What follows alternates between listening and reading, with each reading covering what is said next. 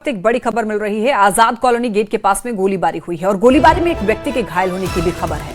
आनंद फानन में उसको अस्पताल भेजा गया है और पुलिस देखिए पूरे मामले की जांच पड़ताल में जुट चुकी है। नामकुम थाना क्षेत्र का ये मामला बताया जा रहा है। गोलीबारी में एक व्यक्ति के घायल होने की खबर। ज्यादा जानकारी देंगे न्यूज 18 संवाददाता ओम प्रकाश हमारे साथ जुड़ गए हैं। ओम प्रकाश, आजाद कॉलोनी गेट के पास गोलीबारी का मामला सामने आ रहा है, कब की घटना है ये? जी, बता दें कि शाम के वक्त ये शरे-शाम जो मौलाना आजाद कॉलोनी के बगल में स्थित पप्पू होटल है, वहीं पर अपराधी के द्वारा ये गोलीबारी की घटना को अंजाम दिया गया है। शमशेर नामक व्यक्ति को 2 गोली लगी है। हालांकि गोलीबारी किन वजहों से हुई, फिलहाल इसकी जानकारी स्पष्ट रूप से सामने नहीं आ पाई है, लेकिन पुलिस जो है वो अपराधी की शिनाख्त में जुटी हुई है, जिसे लेकर सीसीटीवी फुटेज भी खंगाला जा रहा है। वहीं दूसरी तरफ ये भी जानकारी जुटाने की कोशिश पुलिस के द्वारा की जा रही है कि आखिर गोलीबारी की असल वजह क्या थी। बता दें कि जिस तरह से ये घटना घटी है उसके बाद मामले की सूचना पुलिस को दी गई, जिसके बाद मौके पर पुलिस पहुंची है। जो जानकारी है अब तक जो सामने आई है, जो अपराधी है गोलीबारी करने वाला, वो भी जो घायल है उसके जान पहचान का ही था और उसी के द्वारा ये फायरिंग की वारदात को अंजाम दिया गया है। फिलहाल पुलिस घायल से भी बातचीत करने की प्रयास कर रही है। हालांकि वो गंभीर रूप से घायल है, जिस कारण अब तक अपना बयान जो है वो दर्ज नहीं करा पाया है, जिस वजह से फिलहाल पूरी तरह से स्पष्ट जानकारी पुलिस को नहीं मिल पाई है। देखना होगा कि पुलिस को कब तक जानकारी मिलती है और कब तक आरोपी जो है वो पुलिस की गिरफ्त में आता है। लेकिन क्या इसकी शुरुआती जांच हो चुकी है ओम प्रकाश? क्या कुछ सीसीटीवी फुटेज आसपास के खंगाले जा रहे हैं? बिल्कुल, जो आसपास के सीसीटीवी फुटेज हैं वो भी खंगाले जा रहे हैं। एक अपराधी को जरूर नजर आ रहा है, लेकिन चेहरा स्पष्ट न होने के कारण पुलिस जो है वो फिलहाल आरोपी की शिनाख्त नहीं कर पाई है। इसी वजह से जो वहां आसपास के लोग हैं उनसे भी पूछताछ की जा रही है, ताकि जो जानकारी है वो स्पष्ट रूप से सामने आ पाए कि आखिर वो अपराधी कौन था और इस गोलीबारी की वजह क्या थी। इसकी पूरी पड़ताल जो है वो नामकुम पुलिस के द्वारा इस वक्त की जा रही है। वहीं घटना के बाद इलाके में भी लोग सकते में हैं। उनका कहना है कि जिस तरह से ये घटना घटी है, एक जो राह चलता इलाका है वहाँ भीड़ भाड़ भी रहती है और वहाँ पे इस तरह से फायरिंग हो जाना कहीं ना कहीं कई सवाल खड़े कर रहा है कि अपराधियों का क्या मनोबल भी बढ़ा हुआ है। जी ठीक है ओम प्रकाश, बहुत धन्यवाद आपको इन तमाम जानकारियों के लिए। नजर बनाए रखिए। और देखिए खबर मिल रही है सिमडेगा से, जहां बीरता गांव के पास में जंगल से किशोरी का शव बरामद हुआ है। शव मिट्टी, बालू और सूखे पत्तों से ढका हुआ था। आशंका ये जताई जा रही है कि किशोरी की हत्या के बाद साक्ष्य मिटाने के लिए शव को जंगल में दफना दिया था।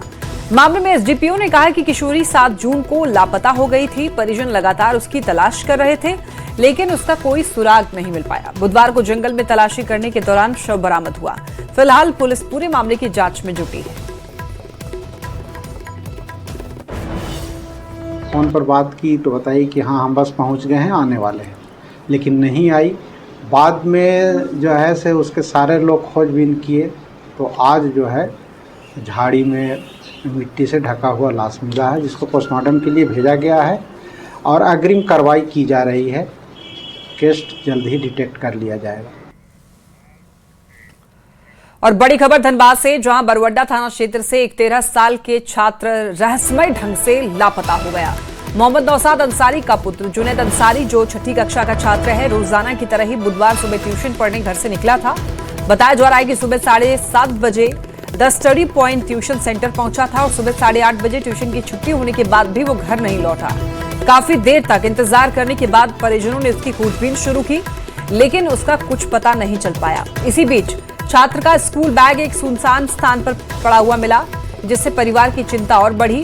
घटना की सूचना मिलते ही बरवड्डा पुलिस मौके पर पहुंची और मामले की जांच शुरू कर दी है। देखिए धनबाद का ये मामला है।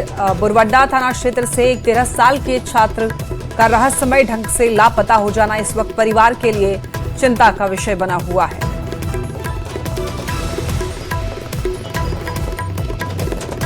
7:30 बजे घर से निकलता है ट्यूशन आने के लिए और 8:30 बजे यहाँ से छुट्टी होता है। हाँ, 1 घंटे का ट्यूशन रहता है। एमडी जुनैद, ये एमडी कोई जावेद नाम का है, फिर नाम इंस्टीट्यूट करने बता पाएंगे। जावेद वही पढ़ाते हैं और 2 लड़का साथ में पढ़ाते हैं। आपको कब पता चला कि बच्चा सुबह वही 8:30 पौने 9 बजे, पौने 9 बजे तक। जमशेदपुर से इस वक्त एक बड़ी खबर। 26 मई से लापता आफरीन मिली कपाली की निवासी के पास से ही मिली है और पुलिस ने दंपति को गिरफ्तार किया है।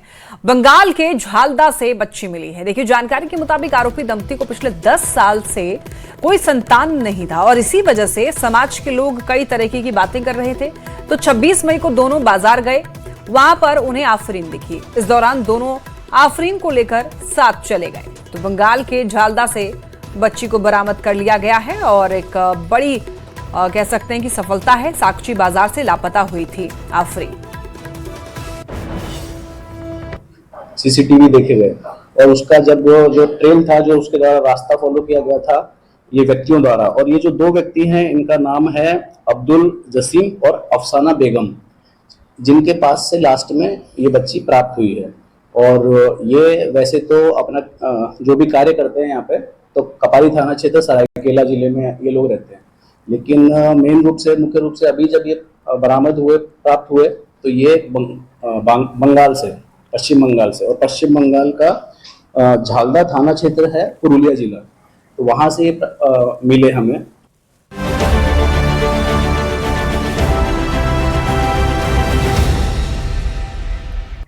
आजसू पार्टी प्रमुख और पूर्व उप मुख्यमंत्री सुदेश महतो आज नई दिल्ली के भारत मंडपम में आयोजित एनडीए की उच्च स्तरीय बैठक में शामिल हुए और पीएम नरेंद्र मोदी को सबसे लंबे समय तक देश का निर्वाचित प्रधानमंत्री रहने का ऐतिहासिक रिकॉर्ड बनाने के लिए उनको बधाई दी और भगवान बिरसा मुंडा की तस्वीर भी भेंट की।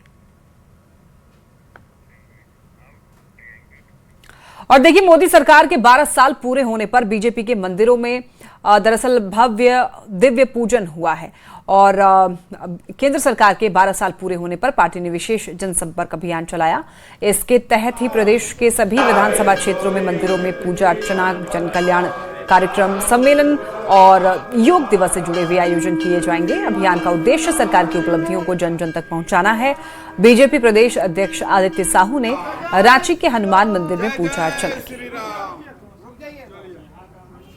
इस प्रकार से निश्चल भाव से, सेवा के भाव से आदरणीय प्रधानमंत्री नरेंद्र मोदी जी गाँव, गरीब, किसान, मजदूर, शोषित, वंचित का सेवा करने का काम कर रहे हैं। सभी समाज, सभी वर्ग का सेवा करने का काम कर रहे हैं। इसलिए लगातार देश की जनता ने उनको आशीर्वाद देकर के तीसरी बार लगातार सबसे लंबे समय तक प्रधानमंत्री बनने का अवसर दिया है, आशीर्वाद दिया है। इन्हीं देवताओं की कृपा है, जनता जनार्दन की कृपा है।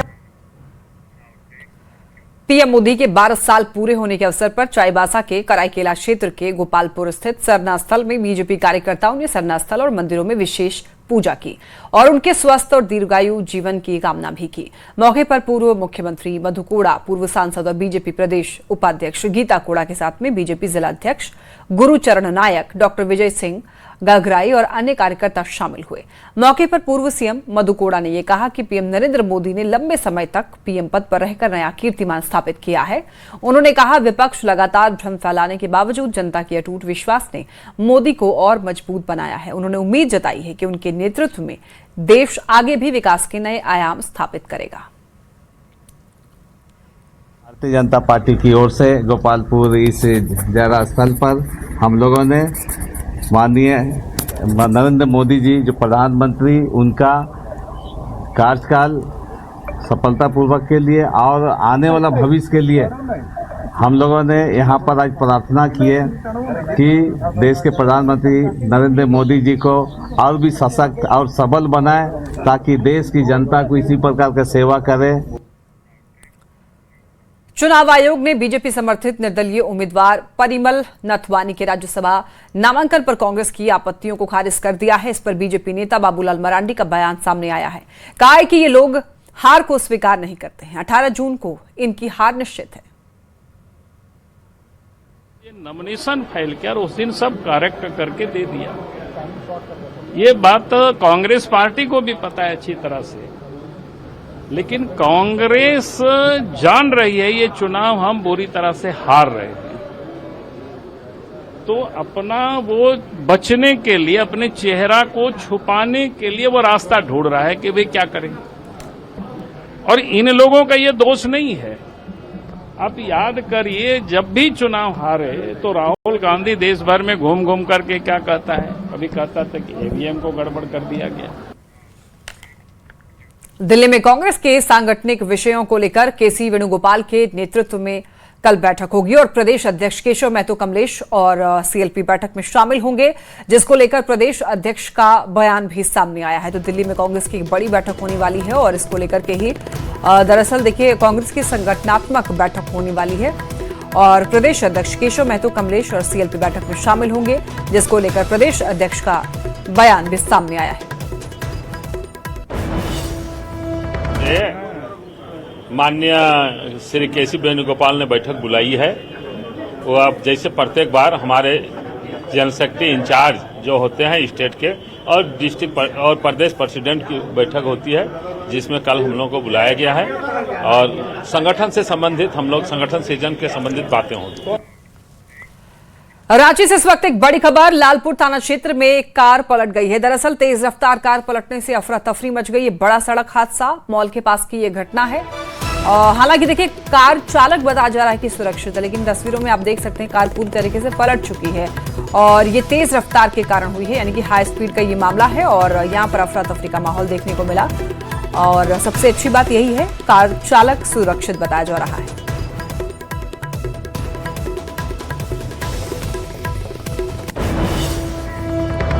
झारखंड T20 लीग का आज से आगाज हो गया और उद्घाटन मुकाबले का आकर्षण भारतीय क्रिकेट के सबसे सफल कप्तानों में शुमार और महेंद्र सिंह धोनी की मौजूदगी रही।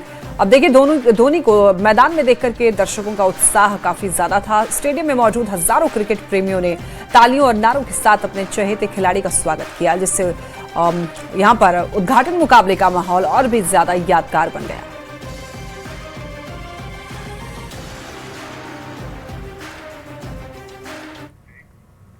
चाईबासा में झारखंड सरकार के खाद्य सार्वजनिक वितरण और उपभोक्ता मामले के विभाग के सचिव राजेश कुमार शर्मा आज चाईबासा के गोइलकेरा पहुंचे।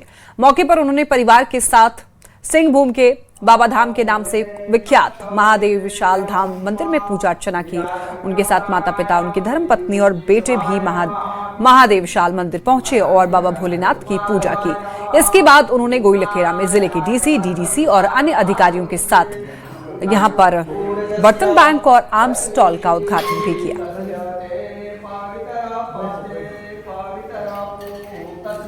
जामताड़ा में करीब 5 साल से बंद पड़े पुराने नगर भवन का ताला झारखंड उच्च न्यायालय के आदेश पर खोल दिया गया। जिला प्रशासन ने भवन को यहां पर बताया जा रहा है कि JBC+2 उच्च विद्यालय प्रबंधन को सौंप दिया। पुराने नगर भवन को लेकर सालों से चला रहा विवाद अब खत्म हो गया है। उच्च न्यायालय के आदेश के आलोक में जिला प्रशासन ने कार्रवाई करते हुए भवन का ताला खुलवाया और JBC+2 उच्च विद्यालय को हस्तांतरित कर दिया।